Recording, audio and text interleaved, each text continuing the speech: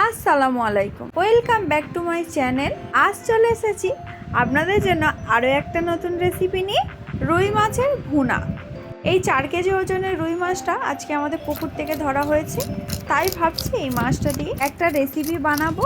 রুই মাছের কালিয়া তো আপনারা অনেকবারই খেয়েছেন, তাই আজকে আপনাদের জন্য নিয়ে চলে এসেছি রুই মাছের ভুনার রেসিপি নিয়ে। আর আপনারা যদি রুই মাছের কালিয়ার রেসিপিটা দেখতে চান তাহলে আমাদের চ্যানেলে দেওয়া আছে, অবশ্যই একবার দেখে নেবেন।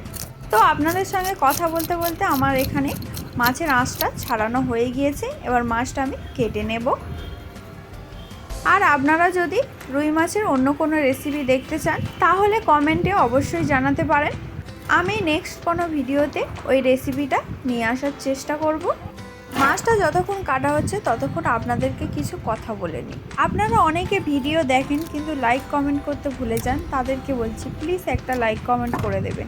আপনাদের একটা লাইক কমেন্ট আমাদের আরও নতুন ভিডিও বানাতে অনেক উৎসাহিত করে, তো প্লিজ একটা লাইক কমেন্ট করে দেবেন। আর অবশ্যই চ্যানেলটাকে সাবস্ক্রাইব করে আমাদের পাশে থাকবেন। আমি প্রতিদিন আপনাদের জন্য নতুন নতুন রেসিপি নিয়ে আসার চেষ্টা করি, তাই বলছি আপনারা প্লিজ একটা লাইক কমেন্ট করে দেবেন এবং আমাদের চ্যানেলটার পাশে থাকবেন। আর ভিডিওগুলো বেশি বেশি করে শেয়ার করে দেবেন যাতে আমার ভিডিওগুলো সবার মধ্যে পৌঁছে যায়। আপনাদের সঙ্গে কথা বলতে বলতে মাছটাও হাফ কাটা হয়ে গিয়েছে। এবার মাছটা পিস পিস করে কেটে নেব। আপনারা প্লিজ ভিডিওটা স্কিপ করে দেখবেন না। দেখুন এখানে মাছের মধ্যে কতটা পরিমাণে ডিম ছিল। এই ডিমটা দিয়ে যদি কোনো রেসিপি আপনারা দেখতে চান তাহলেও কমেন্টে জানাতে পারেন। এবার মাছটা পুরোটা কেটে নিয়ে আবার তোমাদের সঙ্গে দেখা হচ্ছে।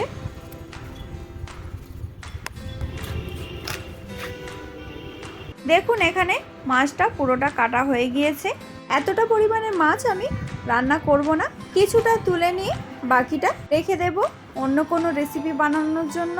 আমি এখানে কিছুটা পরিমাণে মাছ নিয়ে নিয়েছি। এবার ওই মাছের মধ্যে স্বাদ অনুযায়ী লবণ দিয়ে দেব এবং 1 চামচের মতন হলুদ গুঁড়ো দিয়ে দেব। এবার আমি মাছগুলো খুব ভালো করে মাখিয়ে নেব। মাখানো হয়ে গিয়েছে, চলুন এবার রেসিপিটা শুরু করা যাক। এবার মাছগুলো ভাজার জন্য আমি উনুনের মধ্যে কড়া বসিয়ে দিয়েছি। এবার ওর মধ্যে তেল দিয়ে দেব।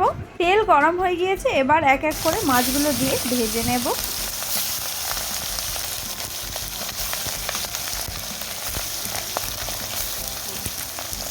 একদিকটা লাল হয়ে গিয়েছে, আরেক দিকটা উল্টে দেব।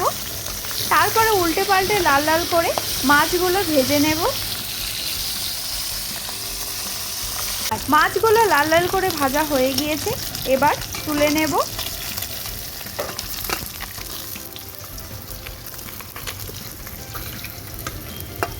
চলুন এবার দেখে নিই এই রেসিপিটি বানানোর জন্য কি কি মশলা লাগবে।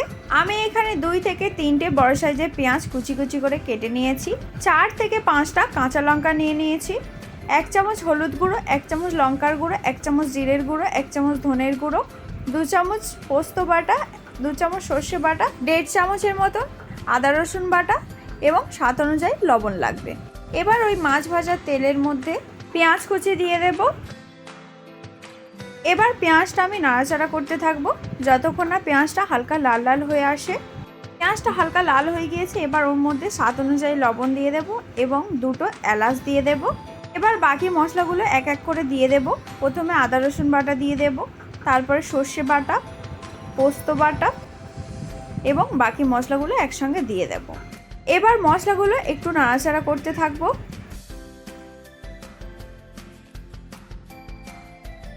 আর ওর মধ্যে সামান্য পরিমাণে জল দিয়ে দেব। তারপর মশলাগুলো বেশ কিছুক্ষণ ধরে কষাতে থাকবো যতক্ষণ না মশলা থেকে তেল ছেড়ে আসে। দেখুন এখানে মশলাটা 1 থেকে 2 মিনিট কষানোর পর মশলা থেকে তেল ছেড়ে দিয়েছে। এবার আমি ওর মধ্যে ঝোলের জন্য জল দিয়ে দেব। ঝোলটা ফুটে উঠলে ভেজে রাখা মাছগুলো ওর মধ্যে দিয়ে দেব। ঝোলটা ফুটে উঠেছে, এবার মাছগুলো ওর মধ্যে দিয়ে দেব। এবার একটু নাড়াচাড়া করে ঢাকনা দিয়ে দেব। 4 থেকে 5 মিনিট হয়ে গিয়েছে, এবার আমি ঢাকনা খুলছি। দেখুন এখানে তরকারিটা অলমোস্ট হয়ে গিয়েছে। এবার একটু নাড়াচাড়া করে নামিয়ে নিলেই রেডি রুই মাছের ভুনা। অনেক সহজে এবং খুব তাড়াতাড়ি আপনারা এই রেসিপিটা বানিয়ে নিতে পারেন। আর এই রেসিপিটা খেতেও অনেক ভালো হয়। আপনারা একবার ট্রাই করুন, তাহলেই বুঝতে পারবেন রেসিপিটা কতটা ভালো খেতে হয়। তো কেমন লাগলো আপনাদের এই রুই মাছের রেসিপিটা? যদি ভালো লেগে থাকে তাহলে অবশ্যই একটা লাইক করতে ভুলবেন না। কমেন্টে জানাবেন রেসিপিটা কেমন হয়েছে, শেয়ার করে দেবেন। আরও নতুন নতুন ভিডিও দেখার জন্য আমাদের চ্যানেলটিকে সাবস্ক্রাইব করে আমাদের পাশে থাকবেন। আল্লাহ হাফেজ।